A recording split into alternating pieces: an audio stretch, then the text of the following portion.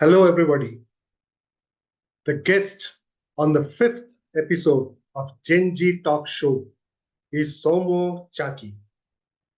He is an avid reader. If you read Gibran, Khalil Gibran is one of the very well-known philosophers, right? What does he say about children? He writes that the children don't belong to you; they come through you because you are their medium to bring them into the world. An author. So I signed a contract. That's the first time I got a advance payment as an author, so which was quite nice. A history buff. My current passion is reading World War II history, and I've been doing it for the last 4 or 5 years. He had it moments when he questioned himself. At a point of time, I started to wonder whether is this what I want to keep doing. He has a message for the younger generation. Especially when you're young, when you're in your 20s. That is the decade to experiment. And a strange bucket list of places to visit. A lot of our freedom fighters ended up there. So I think the least we can do to recognize their effort is visiting that place. Yes. This and many more with Saumya Chaki, who has an adventurous journey from a mineral explorer to a consultant to an author. Ladies and gentlemen, Saumya Chaki for you. Hi Saumya, good afternoon in UK, correct? No, I'm actually in Ireland, Sanjeev. Hi. Oh, Thanks you're in for inviting Ireland. me. Currently, the time here is 4:11 for me. Okay, great. Here it is. So you see a lot of light, as you can see. Yeah, I can see that. And here it is all artificial one. I last met you after passing out, probably as you told me over the call, at Cunningham Road when we had the alumni meet maybe 20 years before, and then I am meeting you here. You look exactly the that same. was probably 2001, if I remember correctly. Okay. It was possibly 2001. So it's more than 20 years. 20 years. Okay. And you look exactly the same. Is it? Okay. Yep. I'll take that as a compliment. Sometimes I feel even your specs frame is also the same. Generally, if it changes, you notice it. Okay. No, I think the specs have changed. Obviously, 20 years, you can't have the same specs. Sure. But yeah, I mean, I guess my sense of fashion continues to be boring. So it's been a wonderful, interesting, adventurous journey from you, from oil exploration to IT to consulting and to writing. Okay, so I'm now talking to some of the author, the cook, as I came to know, and also you love traveling. So I think we will touch all of them as we go along. Sure. So maybe to start with, Saumya, you can briefly tell us your journey from your oil exploration days and how you reached now into the consulting one. Yeah, sure. So as you know, Sanjeev, I passed out of ISM in 97. So my campus job, actually, small correction, I was in mineral exploration, not oil exploration. Okay. So my campus job was with ACC Cement. So the interesting thing is, when you think of cement, you only think of limestone, right? Which is the raw material for cement. But in those days, ACC used to have a consultancy division called Research and Consultancy Directorate, and this was in Thane, just outside Mumbai. And I actually joined, there was a division called GEM in those days. That division is closed down now, from what I understand. It was GEM actually stood for Geology, Environment, and Mining. Okay. So as the name suggests, it was comprised of geologists, mining engineers, and environmental engineers, right? Now, what this division used to do is, along with doing exploration for cement manufacturing, it used to also work with other clients. So we were not limited to doing exploration for limestone. So we used to do, for example, to take some examples, like we used to do iron ore exploration, right? Okay. So in those days, we had a tie-up with an Australian company called Rio Tinto, which is one of the largest mining companies in the world. And what is very interesting is, I think ACC had very good leadership at that point of time. So we were the first company to import Australian exploration equipment into India, way back in the mid-90s. And So I got to work on what was called UDR in those days, Universal Drill Rigs. So Okay. UDR was a specialized drilling company, and they used to manufacture these, compressed air-based rigs. Mhm. And the great fun of using these rigs was they could drill very fast. Mhm. So you had a lot of progress, but then with that came the cost because it was an imported rig and the cost of operations was quite high. So on the operational side, the challenge was you had to work three shifts to make it economically viable. Okay. And now you can imagine, I'm a fresher out of college. Who used to do the night shifts? It used to be me most of the Of times. course. So, so people talk of calling working in call centers. Well, I didn't work in a call center, but I've done a lot of night shifts Drill to center. start my Mhm. career.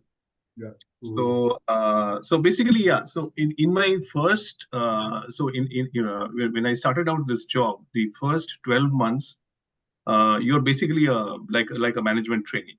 Mhm. And what do they do with management trainees? They basically put you in, they send you to different parts of India. So you work on multiple projects so that you have a very wide experience. So when I started off, I think we had some initial training in Bombay, Mhm. just on like cement manufacturing and the basics of manufacturing and what kind of plants ACC was having. Then the first place that I was posted was in near Kota in Rajasthan. Okay. So there used to be a cement plant called Lakheri. I don't know if it is still there. That used to be the oldest cement plant in India at that point of time. Mhm. So way back in 1997, that's the year I'm talking about. So that plant was, I think, almost 100 years old even at that point of time. So it Mhm. was really, really old. Mhm. Okay, so I stayed there for a couple of months, and then I started off with limestone exploration, Mhm. and we used to so whatever we learned in ISM, we actually learned a lot more on the job In the job. because Mhm. ISM while the course is great, but it's a lot of theory, right? And this is what you actually go and do out in the field. So I did a lot of surveying as well. I mean, apart from geological exploration, I did a lot of surveying because they make sure that all mining engineers and geologists know the survey work very well. So they actually send you out into the field with the surveyors. So Mhm. I had a lot of bruises, cuts, carrying survey equipment, doing surveying in the field. It was good fun actually. I learned a Mhm. lot. Mhm. Then I was sent into the second engagement was again limestone. So I was from there I went to Madhya Pradesh, so near Katni. Mhm. So there used to be the Mehegaon limestone mines, which ACC had. So that's where I first got an exploration. I worked on like exploratory drilling. So Mhm. we were drilling for limestone there, and then I actually saw live blasting taking place. So it was quite an interesting Mhm. experience. Mhm. And then from there, I moved on to the next camp was in Orissa. So so we were doing iron ore exploration for Steel Authority of India. Okay. So Rourkela, as you know, has a large SAIL plant, right? Correct. Mhm. So the Rourkela plant is actually fed by Bolani mines. Mhm. So we actually working with SAIL to kind of do iron ore exploration, and so that was my first experience with the UDR, which is the Universal Drill Rigs. Now, that was considered an honor because I was a trainee and I was put on that. So obviously, they thought I have good potential or whatever. So I was put on the night shift. And Mhm. so I used to either do the second shift or the night shift. So the way it used to run is like the first shift was between 6 in the morning and 2 in the afternoon, and then 2 to 10, and then 10 to 6. Mhm. So I used to either do 10 to 6, 10 p.m. to 6 a.m., or I used to do 2 p.m. to 10 p.m., right? Mhm. And the worst part was when the shift used to change, like every month they used to change the shift.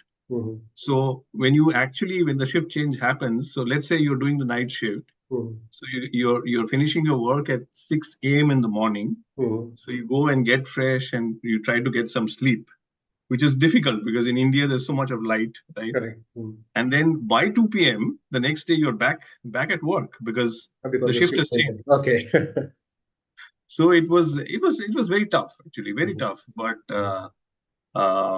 yeah, I mean, it obviously, it hardens you up a lot, because whatever you were in college and then you actually go into the real world. The real world has its own challenges, right? So, and what I found very interesting is I got to see the real India, right? Because I'm from the city, right? And even though Dhanbad is was a town and obviously was much smaller than the city I came from, but when you actually go and live in the interiors, you actually see the kind of challenges that are there, in different parts of India, right? And many things that you take for granted, like electricity, water supply, these are luxury items. When you actually go and live in these remote areas, you realize. So, when we used to set up these, like in some places we had places to stay in, but the really remote places we had to set up camp.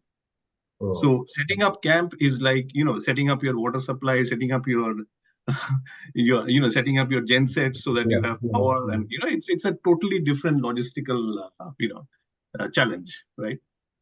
So then from Odisha, by this time the year had changed. This is already 1998. So from there, I was in Odisha till I think summer of '98. Then I went back to Bombay. So I did some like data processing work in our Bombay office. So we used to get all the data from the field and then use all our different packages that we had, software packages, to actually kind of tabulate the results of the drilling and then do all the ore reserve calculation and those kind of things. So I'm just refreshing my memory as I talk to you, but it's good fun. And then what happened was, after that, I went into so we did another consultancy project for Chambal Chemicals and Fertilizers. So they were again into limestone mining. So we went and did we did a project in Karnataka for them. And this was again back to like drilling for limestone and exploring limestone. And after that, towards the end of '98, I went to Sandur in again in Karnataka, Bellary district, Karnataka. So there we did a project for JSW Steel, which is the Jindal Group, right? So that was a very large project, because we had, like, again, it was with the UDR 650. So we had like 3 shifts running. So it was, and this was challenging because this was like slightly forested areas. So at night, it's like we had to carry lights, and there could be a challenge of wild animals. And all those challenges were there. I actually saw a panther while returning from shift one night. So of course we were in a jeep, but just to give you an idea of how the topography was. So we used to drill on one hilltop, and then on our way back to our camp, we used to cross a valley which was all jungle, and then we used to climb another hill before we hit the main road. So when we were climbing the second hill, there used to be a small temple, okay, and the temple used to be closed after evening, because this is all forested area, right? So the pujari used to go away after 6:30, used to go away, and we actually saw a panther crossing just in front of the temple at night. So that's the first time I saw, not in a zoo, not in a national park, actually out in the wild, I saw. So that was interesting. So after that, this kind of continued, and so after at a point of time, I started to wonder whether, is this what I want to keep doing? Because it was very, see, it was not the physical aspect of it. It was just, it was always working in remote areas. So after some time, I felt that I had learned enough. And then the question that happened, that was in my mind, is what next, right? So interestingly, what happened was, towards the end of '99, there was a job opening in BHP, which is the Australian company, which is also into iron ore, oil. They have different exploration divisions, and I applied for it. Okay, I thought I'm very good fit because I have done multiple iron ore projects. So I thought I was a very good fit for it. and at the same time also applied for Infosys. Okay. Mhm. So I said, let me see. It's like toss of the coin. Let's see what Mhm. happens. Mhm. Now, what was not known to me is that BHP had a no compete agreement with ACC, that they would not hire from Okay. ACC. So Mhm. they didn't, in spite of my application being very strong, I was from ISM and then I had proper field experience. So they didn't recruit me. So and of course I went to into Infosys, and then my entire career track changed. Maybe just to stop you here, you put up this sentence that after doing it for 2 years, 3 years, then the question came to you: Is this what you want to keep doing? Right. So that's what Yeah, came to you. yeah, Um, uh, for you, maybe the work conditions and what you talked about are quite a tough one, as you already told. Right? yes, yeah, Let me compare it with the current generation. So they also come to maybe compared to that a more privileged ones sitting in the AC room and doing coding and others. right. And still, after every 2 years, some people even before that start asking themselves, "Is this where I want to be?" Or maybe it's not as much as this is what I want to be, and then they keep popping around. So maybe a very general question or your perspective. Is this a very, very natural and good thing to start asking this question quite often, maybe every 2, 3 years? Or is it more a sign of being not able to decide and being a bit fickle minded, if I may use that? So, what's your view? Right. So I think, see, first of all, Sanjeev, what happens is this is a very personal thing, right? In the Mhm. sense that two different people from the same background may think differently, right? Correct. Mhm. Like I'm sure some of my peers who continued in doing the exploration work, Mhm. they had a different point of view, right? Mhm. But I always wanted to, at that stage in my career, what was of interest to me was to keep learning new things. Mhm. And to be very honest, when we passed out, as you're aware, right, we didn't have a lot of wide variety of companies coming for campus. Mhm. Like, for example, the technology companies did not come at that point of time. Correct. Later, they started coming, right? Correct. Mhm.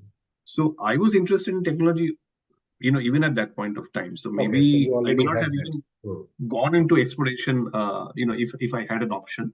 Mhm. But having said that, I have no regrets for Mhm. what I spent those 2.5 years that I spent in exploration.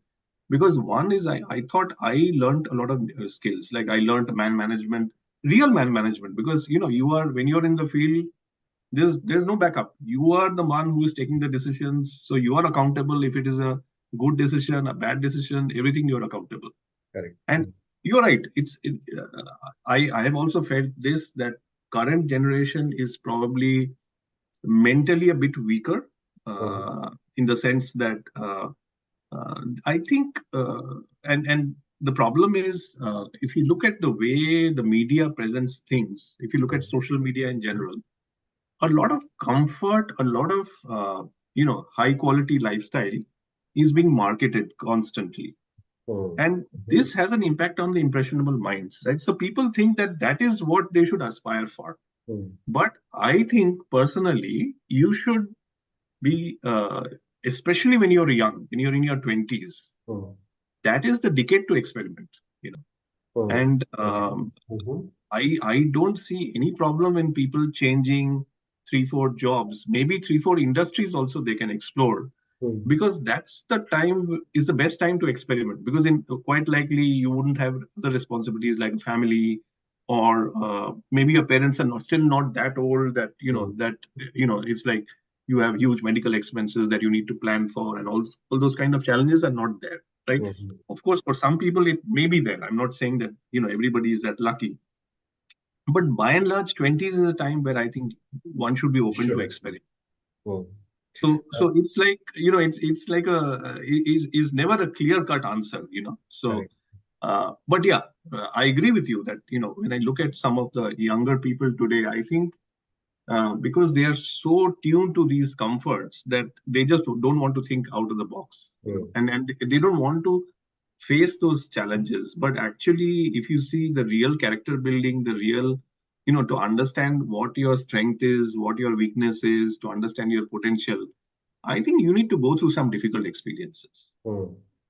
right? Everything should not go as per plan, or everything should not go, it should not be that you are always taking the easy way out or something like that. Right. Okay. Yep. And if nothing is going wrong, means probably, as you told, we are probably taking the easy way out, and hence we are not. Exactly. Right. Absolutely. Yeah. Okay. Absolutely. And I mean, honestly speaking, if I look back now, I appreciate my exploration experience. I uh, when I was going through it, it was very difficult, very challenging. Mm. I mean, it was as tough as being in the army. It's just that in army, you're facing the enemy. Mm. Here, there was no enemy, but the enemy was the circumstances, like challenging war conditions, uncertainty. You had to depend on the forest department for permissions, and those kind of things were there. There were logistical challenges. Then used to have issues like, sometimes the borehole used to get stuck in the middle of the night. So how do you fix that? It Yeah. was Mm. always, you were on 24 hours. Mm. So Mm. even though apparently you had your sleep hours and all that, but things could go wrong at any point of time. So, as we from there, Soma, you moved on and into consulting. You are in the Big Four, and so because you talked about this challenging situations and the stress at work. So, in whichever industry you are, I think a bit of it will always be there. Maybe at that time it was a bit more on the physical, and here maybe it's more on mental. But it's Correct. always there, and probably you'll not be able to avoid it, right? In any industry you go. Absolutely. Absolutely. So, from your experience, because you have moved around in different industries, Hmm. and why I'm asking you specifically is because you are also doing a lot of things outside your work, right? Hmm. So, Hmm. maybe before I go to how you started that, I may come to the second question first. Is this a way also to handle the stress, right? When you are really whole day into your job, are these hobbies, as you may call it, or some way to de-stress you? Are these something that every person should do so that they have a good mental balance and they don't bring that back home, making the home environment also a bit stressing? Yeah, that's a very important question, Sanjeev. And it's like, if you had asked me this question 10 years back, I would have answered in a different way. But Mhm. today, having gone through these wide set of experiences, one thing that I can say is, today, if somebody were to ask me the question, I'll rephrase your question and say that, what is it that I want to do? What is my purpose of life? Mhm. If I am asked this question today, I would say my purpose in life is to explore myself, to Mhm. find what am I really. Mhm. Because you see, if you look at our entire society, our education system, everything, we are going through a set of experiences and we get these tags, right? Mhm. Okay, you studied from IIT, or you studied from a good college, and then you did a couple of good jobs. But that's not the person you are. If you Mhm. really analyze, Mhm. that's not the person you have. Those are the set of experiences you go through. But you always had something within yourself, right? Mhm. And yes, you may have evolved by being in those certain places, interacting with people from very diverse backgrounds, and then doing these different jobs. They kind of add on to your set of experiences. But to really know yourself, to Mhm. really know what drives you, to really know what excites you, I think you should do these different things in life. That's Mhm. my advice to people, whether it's people in my generation or even younger people. Mhm. Don't be scared of trying new things out, because you never know. It's like, what kind of potential you have inside you, Mhm. and not all of them are going to click, which is perfectly fine, right? Mhm. Not We are not meant to do everything, but unless we experiment, unless we try different things out, we will not know, right? And uh, that's why I love to read, because when I read, Mhm. it opens very new avenues for me, right? Mhm. So even as you said that I'm a writer today, and one of the reasons I became a writer is because I used to read a lot. Even in college, I used to read a lot. In school, I used to Mhm. read a lot. I used to write small articles, even way back when I was in school and college. And then at some stage, as you read more, you realize you want to express yourself as well. Mhm. And that's where the writing journey starts. Now, if I was very traditional in my thought process, I would have thought, hey, I don't have a background in English, so why should I take up writing? Or I'm not a journalist, so why should I take up writing, right? So those questions may come to your mind, but that should not stop you from doing what, and not necessarily that will mean that you'll click at that, but at least you can try, right? You can try your best, and then and everything is a journey, right? It's not, nobody becomes very good at something overnight, right? It takes time. So, but short, yeah, maybe it became a very long answer, but yeah, if I had to put it, one should explore, one should try out different things. Then only you will get to know your true self. So that's the key takeaway, I Yes. think. Yeah, I think very profound thoughts, Somo. Um, just one thing, connecting it to maybe the same phase as you are also. So our son, daughters are in the phase where they are trying to build their career in a way. And though we know all this, but always we go a bit more cautious. We say, even if somebody probably is very interested in music or something, we say, बेटा कम से कम engineering कर लो एक degree रहेगा Hmm. and then you so these things I'm going through the same thing now. So what Hmm. is your views or suggestion to people at our age where their kids are actually at that phase, right, when they want to experiment and Correct. be a bit Correct. cautious, so that of course with a good intention that they have something to sort of fall back. So how did you do it, or what is your view on that? Right. So, see, as far as my daughter is concerned, I have given her complete freedom into what she wants to study. Like, just because I have a career in analytics, I Mm, haven't told her that you go and study analytics in college because there are good jobs to be taken and all that. mm, Because the one thing that we have to understand is, and again, this comes from reading philosophy. It's like, if you read Gibran, Khalil Gibran is mm, one of the very well-known philosophers, right? What does he say about children? He writes that the children don't belong to you, they come through you mm, because you are their medium to bring them into the world. But you have to understand that, life goes ahead, life doesn't go backward. mm, So, whatever I have experienced is history in the past. mm. Yes, I'm experiencing new things, maybe, as I evolve as a human being. But when it comes to children, even though I may want to share my experiences, I don't want to influence them with my experiences. I would give them that experience that, as somebody who has seen life, but I will not expect them to follow me, Mm, what I have done. They can maybe learn from what I've done, learn from my mistakes, but the fact is they have to experience life on their own, right? mm, So I don't think there's any quick fix to this. It's like, I know we want to protect our children. We want to make sure that they don't make the same mistakes that we may have done, right? mm. Yeah. I think, as a society, we need to be more open. Mhm, Making a mistake is not committing a crime, right? It's I would, as I said, 20s is the time where one should, totally explore. I would say, I mean, yeah, of course, you should get a graduation. So I will not say that you should stop studying after class 12. I'm not suggesting that, but anyway, definitely you should have a degree. mm, But instead of engineering or any particular discipline, so what I tell my kid, or what I tell other younger people, mm, uh, is two things you should be aware of. One is, make sure you choose something that you would like to do. mm. Yeah. But what is also important is, what happens is, at that age you may not have the maturity to understand what you're good at, right? Mm, mm, So it's also important that, one is to make that decision, and then also be sure that you're good at it, right? mm. So just because at that age sometimes it's peer pressure also, right? In your school, Right. maybe Mm, 70% are applying for IIT JE, but maybe you're not interested in engineering, you're mm. just doing it because of peer pressure, Yeah, right? sure. Okay. Mm, And then if your parents also say that, okay, you should, that's your, you should always go for that.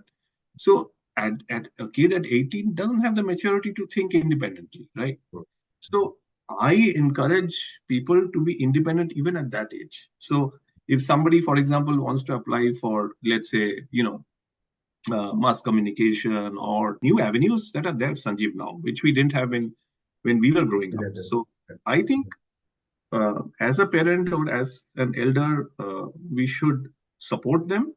We should counsel them when they come to us for counsel, but we should not force our views on them. Yes, sir. Yeah, that's right. Because it's like the world has changed, right? I mean, we studied 30 years back. It's a very different world out there. Exactly. Very Exactly. Thanks for that, Somo. And what as I listen more into you, what I see is because of you read a lot. I think your views are also quite deep and from the various readings that you have done. What you told about the children, same thing I also heard from another. I think Sadhguru who also told the same thing that right. Okay. children are not yours; they just are going through Absolutely. you. Exactly. Absolutely. Going back to your writings, you already told how you started writing because you read a lot and then you finally thought that also you should express. I think that's wonderful. Can you tell us that small incident how you got a break from Springer, which published your book? Right. So basically, the first book I wrote was in 2014, which was a quiz book on 100 years of Indian cinema. And so after that book did reasonably okay. So I had taken a break from writing, so I didn't have any such plans. But uh, um, I was publishing a lot of articles on my work area, which was data management, information management. And I was publishing for SQL Server, I was publishing for information management. And at that point of time, this was probably 2015 or maybe early, 2015, I think. So at that point of time, Springer Press, so they had a joint venture. So Springer is European publication, Press is American publication. So they had a joint venture. So they were doing an author acquisition, for data management analytics. They were doing an author acquisition. So I got approached by one of their editors that we see that you're quite active in this area. You're publishing a lot of articles, point of views. So would you be interested in penning a book? And it has to be not academic. It has to be very practitioner oriented, like with examples and how do you apply it in a specific industry, to bring that perspective out. So they asked me to submit a book proposal, and so I went back. I worked on the book proposal. I was very busy at work at that point of time. I was in the UK, in fact, and so I still somehow managed. And those days I was in client facing, so it was like really tough for me, balancing things out. But I somehow managed. I submitted the book proposal. They had a deadline. And then it all went quiet, right? So I didn't hear back from them. So I assumed that, okay, maybe they didn't like my book proposal. So anyway, I was busy with my work life, so I forgot about it. So about 6 months later, this gentleman again comes back to me and says that, sorry, we had some internal issues, so we could not actually look at the proposals, but we found your proposal interesting, but we want certain changes. So they had suggested certain modifications. So I went back to the drawing board. I did some modifications. Then I again resubmitted it to them. And then they came back after a few weeks and said that, yeah, this looks acceptable. So let's take it forward. And then, so I signed a contract. That's the first time I got a advance payment as an author, so which was quite nice. And but what was interesting experience working with them is they're very professional, very, very professional. So they don't take any excuses. They actually have an editor who works with you through that entire process, and they have a portal where you go and submit your work. So it's like this, like you submit one chapter and there's somebody reviewing your chapter while you're writing the next chapter. And while you're writing the next chapter, you're asked to make changes to the first chapter. So it's like a lot of parallel processing. It's very demanding, extremely demanding. So I just realized how difficult it is to work with a big publisher because very good, again, learning experience. And, I had to cut down on my sleep during that because I was doing client-facing work during the day, and at night I was writing after dinner. So it was quite challenging. But yeah, very, good experience working with them. Yeah. How does it feel when you see in the bookshelf or in the publisher's list a book where the author's name is your name? Yeah, absolutely. It feels wonderful. And, more so because sometimes you have clients coming up and walking up to you and say that, hey, I saw your book on Springer and, Mhm, saw your book on Amazon. So it feels mhm, good. It feels, you feel like, you feel a sense of, some achievement that you have mhm. done. Of course, of course. And And yeah, you have not stopped there, of course. As you told, you are writing no, one more, right? Fiction book you have written, and again you are going into correct, correct. So I'm currently working on, uh, so again, I'll just digress for a minute to kind of set a background. So what actually got me interested in history? Now, my current passion is reading World War II history, and I've been doing it for the last 4 or 5 years. Okay. Mm-hmm. So actually, in 2014 or 15, I read a very explosive book. The book is called India's Biggest Cover-Up. It's Mm-hmm. by Anuj Thar. It's a very, very well-known author, Anuj Thar. Mm-hmm. So, and that book, Sanjeev, gave me sleepless nights. I could not sleep for 2, 3 nights after reading that book. Okay. And it was basically, it was around Netaji's story, right? There's this big controversy Correct. around his death, Yes. Yeah. right? Yeah. Yeah. Mm. And that book actually had some evidence showing that no plane crash happened. And Mm-hmm. he actually went into Russia and later he came back into India and he was in hiding, basically. Mm-hmm. And so that got me very interested in general World War II history. And then I started reading a lot more. And the more I read, the more I realized that this is a huge area which is, a lot of work is happening now, but Mm-hmm. there is still a lot of potential for more work to happen, right? Mm-hmm. And uh, there are such things which we don't talk about enough in our history, in our popular narratives, even on our television channels. Like uh, there are some podcasts happening where people are talking about these things. Mm-hmm. Like for example, do you know that the INA, which Netaji created, Indian Yeah. National Army, Mm-hmm. they actually came to till the northeast of India. They had entered the Indian territory in 1944. So I actually went and visited those sites. I actually went and visited those sites in Manipur and Nagaland. Wow. And I have a blog written on this. So if you check my personal blog, Mm-hmm. I actually have photographs. I've actually gone to these places as my own groundwork because I believe that, anybody who is a student of history has to, history is not an academic subject. I mean, we are taught history so badly, but it's not an academic subject. It's a subject where it's an interdisciplinary subject where there is archaeology, there is geography, there's a bit of chemistry, there's a bit of architecture, there's a bit of economics. So it's a mix of all of these subjects.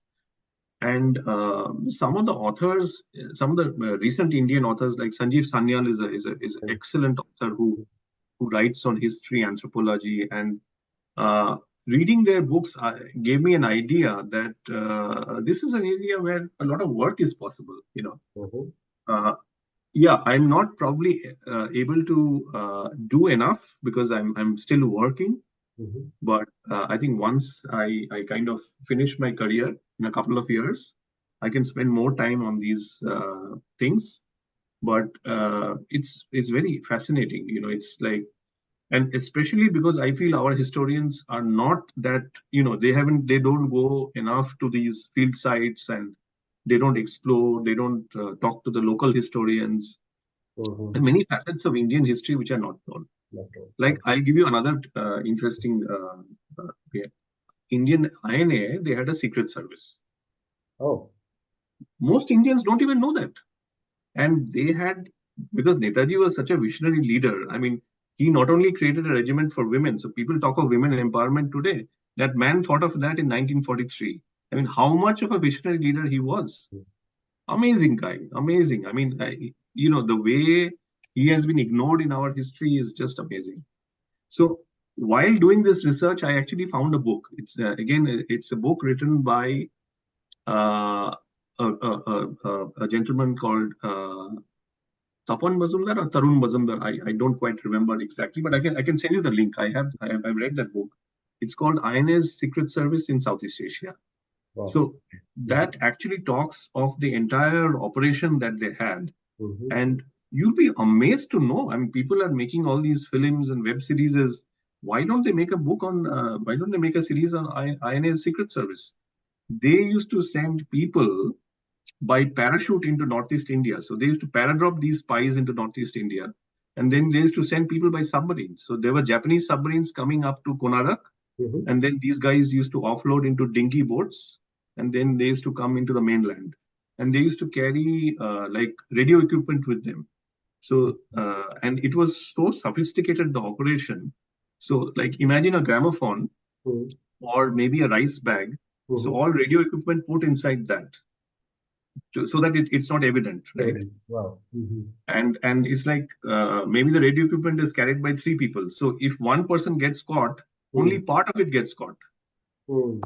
So it's amazing the kind of stories that you can actually tell people and which people don't know. Just fascinating. I mean, the more you get to know. Wow, it gives me goosebumps to know that you went to that place where Netaji was in Manipur. He unfurled the Indian flag. I think that was before 47. Now that we talked about history and told that many things are not written, maybe let me ask you a question which is a bit controversial nowadays.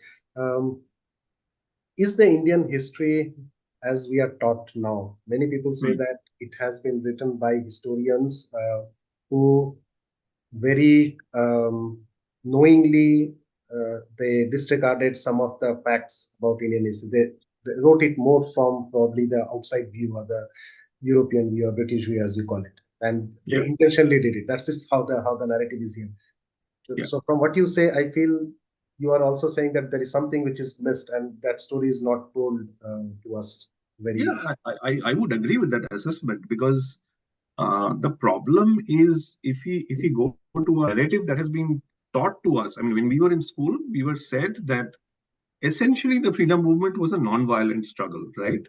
And the revolutionaries were like, if you had 500 pages of non-violence in the history book, maybe 10 pages were for the revolutionaries, or 10 or 15 pages for Bhagat Singh and Chandrasekhar Azad and Netaji, and Veer Savarkar, and it was like a side note because they were trying to kind of make it look that we kind of won it through non-violent means. So violence really didn't really matter that much, and these revolutionaries were kind of half crazy people who had who took up arms, and they were what people don't realize the amount of links that these people had. For example, when I came to Ireland, I actually visited the Irish archives, and I was amazed to know that the Irish, because the Irish became free before us, they became free in 1922. So Indian revolutionaries had connects to the Irish revolutionaries, and Churchill was furious when he got to know this. This is all. Yeah, I mean, you have to go into the classified papers and all that. Then you'll get to know about them. But it's fascinating. I mean, history is fascinating. Geopolitics is fascinating. So I agree with that assessment. Yeah, a lot of it has been written with a specific agenda in mind, kind of not give credit to these people. Yeah. Okay. Before I move on from the book writing thing, because you wrote a book on quiz on the Indian cinema, so who is your favorite actor and actress in Indian cinema now? Okay, well, that's a tough one because there are many good actors, but I think I have watched Hindi films, I have watched some South Indian films, but I watched a lot of Bengali movies. So obviously, probably my answers will be a bit biased, but at least from what I have seen, I would say in Bengal, there's this big debate between Uttam Kumar and Soumitra Chattopadhyay, right? There's always that big debate. Yeah. So I think Soumitra Chattopadhyay is a great actor. Is probably the best actor of that generation. Having said that, there are some really good Indian actors that are now there who are doing great work. I think Irfan was a wonderful actor. Very sadly, he had prematurely died. I think he was superb, absolutely superb. In terms of screen presence, I think Uttam Kumar was brilliant. I mean, if you see some of his work, uh, there's this movie he did with Satyajit Ray. It's called Nayak. It's Nayak means hero. It's a 1966 movie shot in black and white.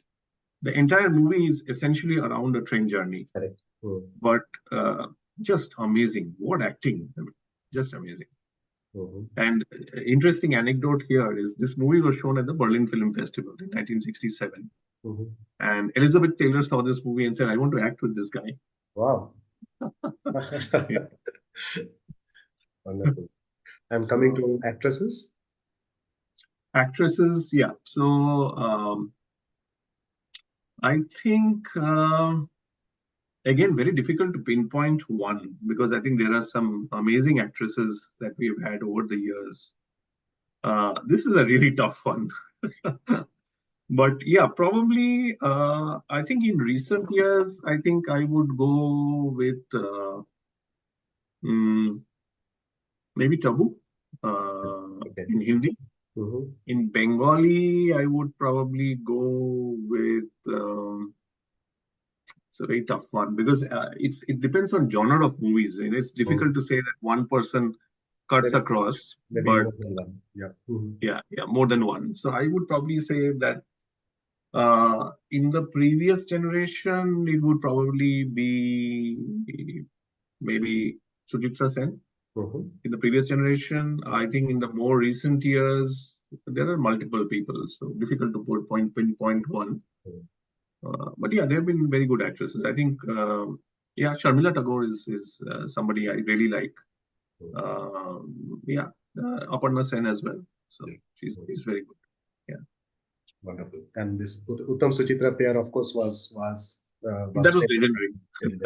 Yeah. Wonderful. Now coming to, because you also have traveled a lot, right? You told going to places you like it. Yeah. Can you give us one or two examples of offbeat places that you have gone? I think touristy places we all go, especially even if you go outside the country, we have some tick marks, right? I went to here. But some offbeat places that you have gone, or some funny anecdotes or interesting ones, interesting people you have met, something from your journeys around. Right. So I think in recent years, I took my daughter to, this was just a year back, 22 December. So we had gone to Germany. So, sorry, we had gone to Netherlands. But the place that we visited was in kind of the Netherlands-Germany border. Okay. And so there's this place called, I'm just trying to remember the name. So if you Google this, there's this very nice movie made on this.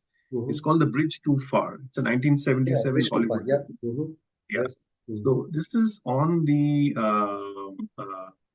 this is a bridge on Rhine where it's in Netherlands, where the Operation Market Garden happened. So this was in September 1944, when the Allies were actually trying to capture this bridge from the Germans. It's in that town. And just I'm forgetting the name. I'll tell you the name of the place. I have photographs there as well. So that place is now kind of, the bridge is still there. The original bridge is still there. And they have a museum. It's called Airbone at the Bridge. So interestingly, this operation failed. This was the largest airborne operation in World War II. And in fact, largest operation till now. I mean, it involved getting 20,000 paratroopers into. So imagine the scale, how many planes they would have required to get so many paratroopers in. But what happened was the paratroopers reached the place. Arnhem, yeah, I was not remembering the name. It's a place is called Arnhem, Arnhem, Arnhem. It's in Netherlands.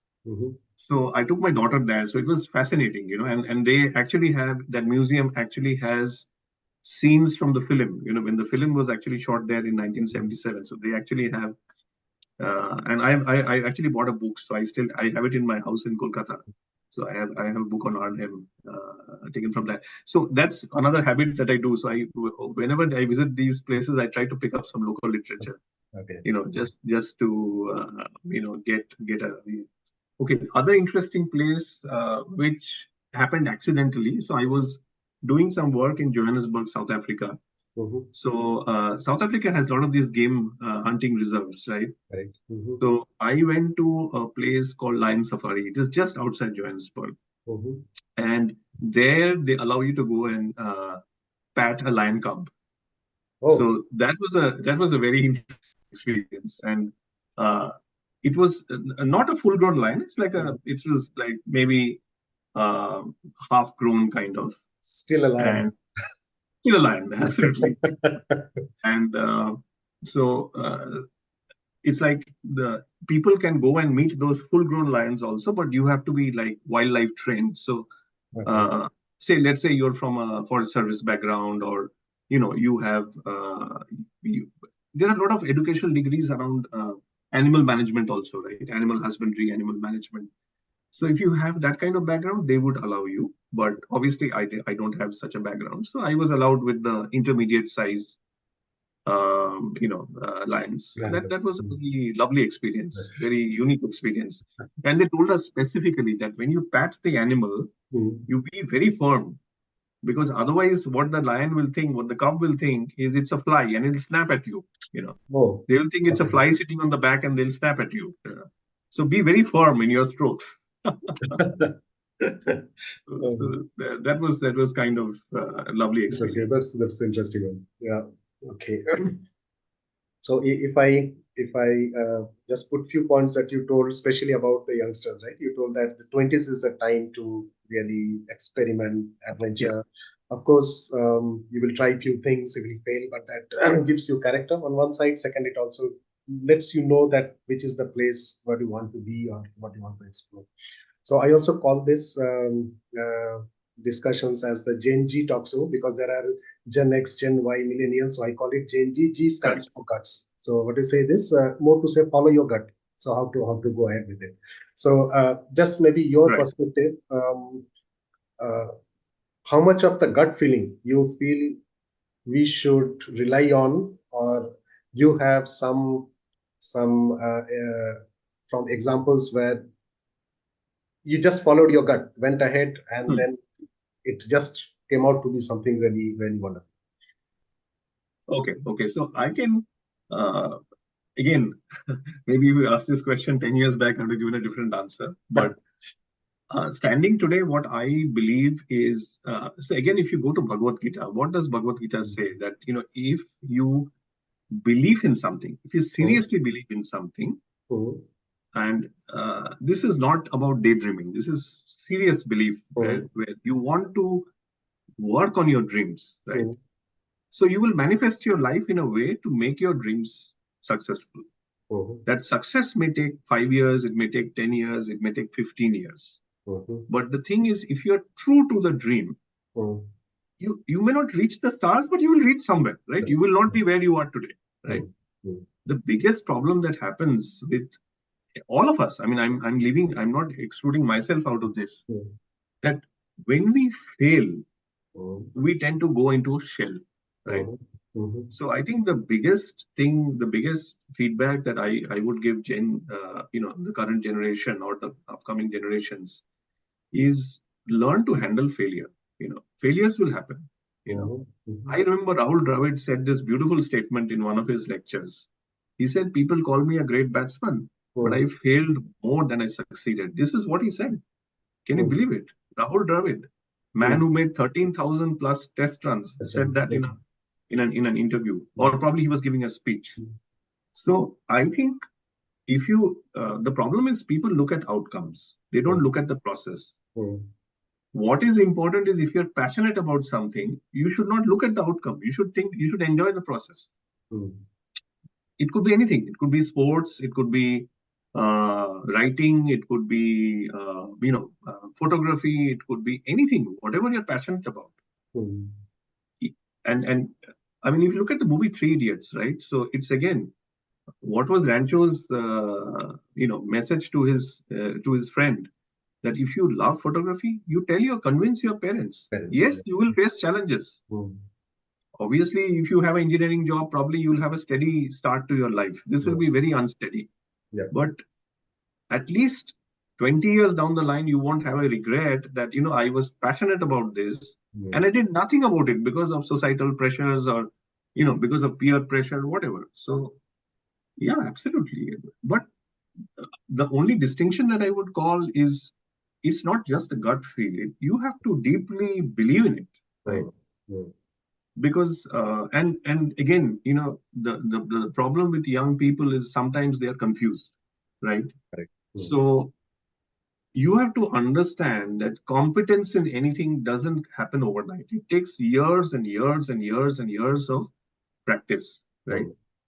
So you should have that patience, you should have that perseverance that, I may fail for 5 years, but I will keep at it. I will keep at it. And that's shown in all the people who have become successful. They have struggled. Yep. They have struggled. The reason they became successful is because of their attitude. They did not, yes, they felt bad, they failed, but they were able to overcome that attitude with, belief in themselves that, yes, I will stick to my goals. That is very important. Thanks, Somu. Before I let you go, because you are an author for sure and visited many places, so two suggestions for all of us. Two books that you will recommend all of us to read, which has made a very big impact on you. That is one. And then two places that you suggest all of us to visit, whether in India or outside. So what would be your two recommendations? Okay. So books, again, very difficult to give, limited to two. But if you really are interested about Indian history, I think that India's Biggest Cover-Up is one book that I would definitely recommend. That's absolutely amazing read. Anusdhar, right? The second one that I would say is Autobiography of a Yogi. This is a very well-known book. Yep. But I think it's amazing. It's again, because I think we are at that age where we need to introspect a lot, right? And, again, coming back to your work-life balance question, right? So reading will help you discover what you are interested in, right? Or potentially open new avenues for you. So in this age of social media and Instagram Reels, if you can cut down your social media time and read, I think that's very effective. Okay, so coming back to two places. Oh, now that's a tough one. It really depends on what interests you. If you're not interested in the touristy kind of places, I think going to remote places will probably very quiet remote places will be nice. Or if you are interested in history, you can visit the seven wonders, like you can the Colosseum in Rome, or the or even I think Turkey is a very interesting country because it's the intersection of Europe and Asia, right? So so there's a lot of history around Turkey, right? So I think that would be an interesting place to visit. I would like to visit Haifa in Israel because there's a very interesting story around Haifa. I haven't been to Israel, but that's on my to-do list. So in the First World War, the Indian Army actually helped regain Haifa from the Turks. So in Haifa, there is a cemetery dedicated to the Indian Army, and they hold a ceremony every year to kind of say thank you to the Indian Army. So there's actually somebody from the Indian Army that goes for attends that ceremony. Wow! So it's very interesting that so there are so many untold stories, Sanjeev. I can just go on. As you told Colosseum, I just remembered. I think Rome was really wonderful. Why I liked it was generally in other places, these remnants are quite far away in somewhere. In Rome, you just come out of a city and there is something Colosseum here. You went, Pantheon is there. You went somewhere. There's chariot race places there. So that was really very interesting for me. But it is a nice place if somebody likes history. Yeah. Right. One thing on my to-do list which I have not done is Iceland, which is the Northern Lights that I would like to visit. And the other one, which is in our country, which is the cellular jail in Andaman. Andamans. Okay. Yeah. That's because I think, again, because it's not on the mainland, it doesn't get so much of attention. But I mean, a lot of our freedom fighters ended up there. So I think the least we can do to recognize their effort is visiting that place. Visiting the ones, yes. I think that's really, really, really, very correct. So, Soma, thank you so much for giving time. It was, as I told, I took your number and they connected. Then for some time I was busy here and again back here. It Yeah, was really wonderful talking to you. And as I told, maybe I'm repeating myself. The fact that you wrote a lot of books, it's very evident the way you speak and give your views. I've also started now reading a bit so that I understand the deep meanings and philosophy that you understand slowly. And as you told, if some things would have been asked 10 years back, probably the answer would have been different. So this was probably Tendulkar opening the innings. And now 10 years back, when you say Tendulkar in the middle order, so you give a different answer, right? So people change, and correct. that's the beauty of life. Yeah. So thank you once again, Somo. Have a best of luck for your next book, and also for your booking. And I will eagerly wait the publishing of your book. So thank you once again, and have a nice evening there. Thank you, Sanjeev, for having me. Thanks for this opportunity. I loved it. It was a free flowing conversation, and happy to come back and talk again sometime, maybe when the book is done. Sure. Thank you. Thank you.